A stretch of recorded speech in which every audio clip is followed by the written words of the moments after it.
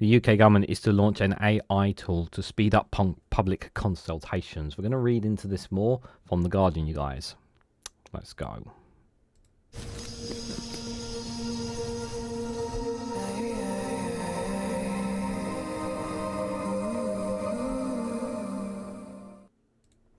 Good morning, good afternoon, good evening, wherever you are in the world. This is Reganelite here with an article from The Guardian with the headline that the UK government is to launch AI tools to speed up public consultations. The new system will now analyse responses 1,000 times faster than a human and save millions of pounds, ministers claim.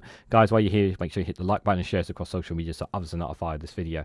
This is the unfortunate future that as time moves on and the more and more use of artificial intelligence saves the work of humans and saves the work of us having to need workers for certain things. This continues to evolve, and artificial intelligence continues to evolve and change, and this is an inevitable thing which will also lead to, sadly, more people losing their jobs as a direct result of this. But we have to have means to be able to prepare for this and be able to have, if not jobs, what kind of incomes or sources that we can provide for workers when they are no longer available, when they are no longer needed, when they are no longer required. Yes, there will always be jobs out there that only the human can do, but there will be a lot of jobs that will be replaced by artificial intelligence, such as these. And what are we doing to ensure that these people are given the work that they needed? What are we doing to ensure that those who get replaced by artificial intelligence, what are we doing once they are gone? See, this is the thing. This is something that's always kind of crossed my mind of it. And while this is only just one of many things that over the next decade or so, because it's not something that's going to happen straight away, but over the next decade, you're going to see more and more use of artificial intelligence doing the work that a human is necessarily going to be doing as well. And I do agree that over time that these things will, whether they do it faster than a human or not, is irrelevant. The AI does not cost anything to do it. A human does. Human doesn't. Human costs money. It costs money for that human. The human requires breaks, and the human requires salary and is an emotional human being just like me. And replacing me with a bot to them it seems like an easier, a cheaper way of dealing with things. So let's read a bit more into this, you guys. So. An AI tool that has been used to review public responses to a government consultation for the first time is now set to be rolled out more widely in an effort to save time and staff money. The tool, nicknamed Consult, was first used by the Scottish Government when it was seeking perspectives on the regulations of non-surgical cosmetic procedures such as lip filler. The UK government said the tool analysed responses and was able to produce results identical to human officials, and will now be used to review responses from other consultations while also being developed further. While reviewing more than 2,000 responses, Consult identifies key themes which were then checked and refined by experts in the Scottish Government. The government built Consult to be among its new packages of AI tools nicknamed Humphrey, which they claim will speed up work in Whitehall and cut back on consulting spending. They claim that across the 500 consultations they'll run annually, the new tool will save the British taxpayer £20 million a year and save about 75,000 hours of government officials to focus on other work.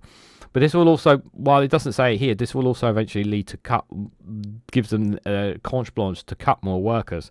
And they're already intending to cut workers because they said they're looking to do that anyway. Michael Rovatsos, a professor of artificial intelligence at the University of Edinburgh School of Informatics, if I said that right, said that he believes that while the rewards of a consult could be great, the risk of bias influences the AI shouldn't be overlooked. And while in principle that the idea is that a human will always be in the loop, in practice the reality is that a person will not always have that much time to check every time, and that is when the biases will creep in. Apologies, just got a bit of a reflux there. Rovatsos also said that bad actors' domestic environment could influence the AI integrity through feeding its prompts. You'll have to invest in it to make sure that the systems are safe and robust, and that it will take money and time, he said. I think that unlocking the benefits and avoiding the harm requires a more additional upfront investment and learning what might look like the first instance. There is a danger that ministers and civil servants might see this as a quick fix to save money. But doing this is essential and hard. Government claims that Consult will work 1,000 times faster than a human and will be 400 times cheaper, with its conclusions being incredibly similar to those reached by experts but in a fraction of the time. Speaking on the launch of Consult, the Technology Secretary Peter Carl said Consult will save millions for taxpayers. No one should be wasting time on something AI can do quicker and better, let alone wasting millions of taxpayer pounds on outsourcing such work to contractors. After demonstrating such promising results, Humphrey will help us cut the cost of governing and make it easier to collect and compensate reviews, while experts and the public are telling us on a range of crucial issues. The Scottish Government has taken a first bold step. Very soon we'll be using Consult with Humphrey in my own department, and others in Whitehall will be using it too, speeding up our work to deliver the plan for change. There is no fixed date yet for Consult, which is still in its trial phases, being implemented in government work, but it's believed that it could be deployed in government offices by the end of 2025. Interesting. So it probably won't come to fruition until at least 2025, until the end of this year, before they start really ramping it up here. But what I expect to happen, which they already want to do anyway, the government, they want to cut the amount of civil service workers anyway.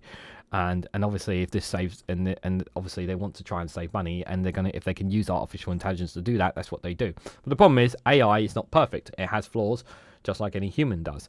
But does it have as many flaws as a human being? Probably not. But this is, like I said at the start, this is something that we all have to prepare for in one way, shape, or form. It is coming, artificial intelligence, and it's already happening at a certain level. And we need to adapt to it, which is why I'm somebody that's very advocate for universal basic income, something for us to fall back on when our jobs start getting taken by artificial intelligence.